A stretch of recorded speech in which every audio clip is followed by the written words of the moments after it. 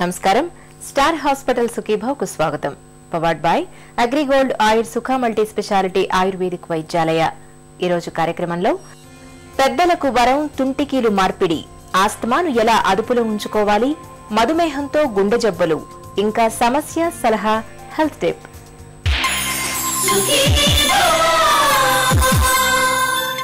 25-30 ఏళ్ల క్రితం వరకు తుంటికీలు విరిగితే మంచానికి పరిమితం కావడం మినహా మన ముందు మరో పరిష్కారం ఉండేది కాదు.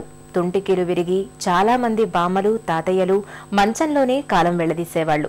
అయితే కీలు మార్పిడి సర్జరీలో విప్లవాత్మకమైన మార్పులు వచ్చిన తర్వాత తుంటికీలు మార్చడం ఇప్పుడు చాలా తేలికగా మారిపోయింది. మలి వయస్సులో వృద్ధుల పాలిట వరంగా మారిన తుంటికీలు మార్పిడి సర్జరీ గురించి ఇప్పుడు తెలుసుకుందాం.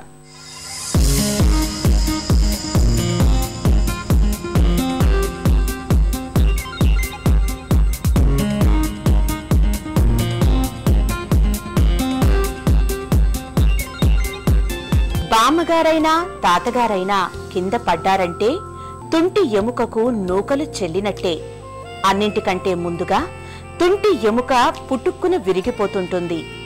ఒకప్పుడు తుంటి ఎముక విరిగిందంటే ఇక చనిపోయేదాకా మంచానికి అతుక్కుపోయేవాళ్లు.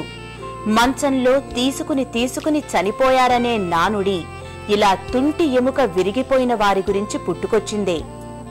ఎముకలు కాల్షియంతో నిర్మితమై ఉంటాయని మనకి తెలుసు. వయసు పెరిగే కొద్దీ మనలో కాల్షియం తగ్గిపోతూ వస్తుంది. ఫలితంగా ఎముక నిర్మాణం కూడా బలహీనమవుతుంది. అందుకే 60-65 సంవత్సరాలు వచ్చిన వారి ఎముకలు చాలా బలహీనంగా ఉంటాయి. టోటల్ హిప్ రిప్లేస్మెంట్ అంటే తొంటి ఎముక టోటల్ గా రిప్లేస్ చేయడం. ప్రథమంగా మన బాడీలో వెయిట్ బేరింగ్ జాయింట్స్ అంటే తొంటి ముక్క, తర్వాత మోకాలు, తర్వాత యాంగిల్, ప్రథమంగా వెయిట్ బేరింగ్ అంతా మొత్తం ఈ 3 జాయింట్స్ మీద పడతా ఉంటుంది. కొన్ని కండిషన్స్ లో అంటే ఆస్టియోఆర్థరైటిస్ అంటాము, రుమటాయిడ్ ఆర్థరైటిస్ అంటాము. కొన్ని కండిషన్స్ లో ఏమిటంటే ఈ తొంటి ఎముక అరిగిపోతూ ఉంటుంది. అప్పుడు పేషెంట్ బాగా భరించలేని నొప్పితో మా దగ్గరికి వస్తారనమాట.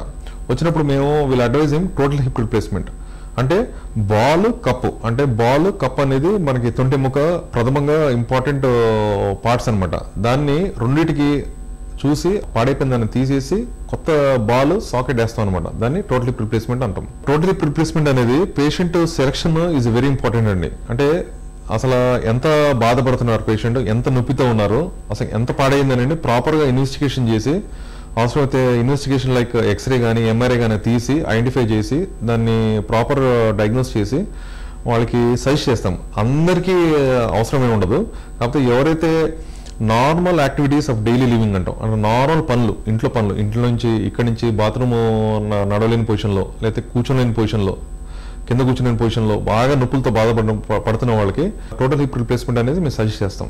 కింద పడ్డప్పుడు తుంటి ఎముక మాత్రమే ఎందుకు విరుగుతుందో తెలుసుకోవాలంటే ముందు తొడ ఎముక నిర్మాణం గురించి మనం తెలుసుకోవాలి. తొడ ఎముకలో ముఖ్యంగా 3 భాగాలుంటాయి. దీన్ని ఇంగ్లీష్లో ఫీమర్ అని అంటారు. దీన్ని ఫీమర్ హెడ్ అని, దీన్ని షార్ఫ్ అని అంటాం. ఈ వంపు ఉంది చూసారా, దీన్ని నెక్ అని అంటాం. అన్ని ఎముకల కంటే కూడా ఈ ఫీమర్ నెక్ చాలా బలహీనంగా ఉంటుంది. వయసు మళ్లిన వారిలో ఎముకలు బలహీనంగా మారటం వల్ల ఈ నెక్ త్వరగా విరిగిపోతూ ఉంటుందన్నమాట. మీకు తెలుసా, తుంటి ఎముక విరిగిపోవడం అన్నది మగవాళ్లలో కంటే స్త్రీలలోనే ఎక్కువగా కనిపిస్తుంది. దీనికి ఓ ప్రత్యేకమైన కారణం ఉంది. స్త్రీలలో ఋతుక్రమం ఆగిపోయిన తరువాత హార్మోన్ల సమస్య వస్తుంది. దీంతో కాల్షియం తగ్గిపోయి ఎముకలు బలహీనమవుతాయి. ఫలితంగా చిన్న కుదుపులకు సైతం స్త్రీలలో తుంటి ఎముక పుట్టుక్కుమని విరిగిపోతుంటుంది.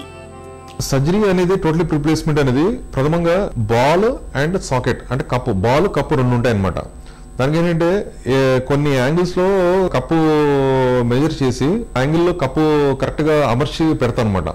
బాల్ కూడా మనిషికి కొంచెం వేరే సైజుల్లో వేరేగా ఉంటుంది అనమాట. అది కరెక్ట్ గా మెజర్మెంట్ చేసి బాల్ సైజ్ మెజర్ చేసి ఫిక్స్ చేసి పెడతాం అనమాట. ఆపరేషన్ చేసిన వెంటనే నడిపిస్తాం అనమాట. నడిపించగానే ఆటోమేటిక్ గా ఆ పెయిన్ ఏదైతే ఉందో అంతకుముందు పేషెంట్ ఎక్స్పీరియన్స్ అయిన పెయిన్ మాత్రం 2-3 రోజుల్లో తగ్గిపోతూ ఉంటుంది. ఇప్పుడు అన్ని సర్జరీస్ లో కాంప్లికేషన్స్ ఉన్నట్లు దీని కూడా కాంప్లికేషన్స్ ఉంటాయి, కానీ ఏ కాంప్లికేషన్స్ ఉన్నా అది less than 1% అనమాట. ఒక్కోసారి వేసిన బాల్ తొలగ